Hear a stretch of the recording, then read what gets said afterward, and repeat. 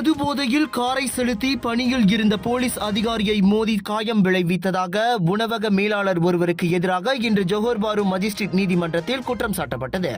எனினும் 34 வயது அங் பீலாங் எனும் அவ்வாடவன் தமக்கு எதிரான அந்த குற்றச்சாட்டை மறுத்து விசாரணை கோரினான். இம்மாதம் 14ஆம் தேதி காலை மணி 7:05 வாக்கில் பெர்மாஸ் ஜயா நோக்கி செல்லும் ஜாலான் பந்தாய் சாலையில் அவன் அக்குற்றத்தை புரிந்ததாக தெரிவிக்கப்பட்டது. குற்றம் நிரூபிக்கப்பட்டால் 10 ஆண்டுகள் வரையிலான சிறை தண்டனையும் 50,000 ரிங்கெட் வரையிலான அபராதமும் விதிக்கப்படலாம். அதோடு அவ்வாடவரின் வாகனம் ஓட்டும் உரிமமும் 7 ஆண்டுக்கு முடக்கப்படலாம்.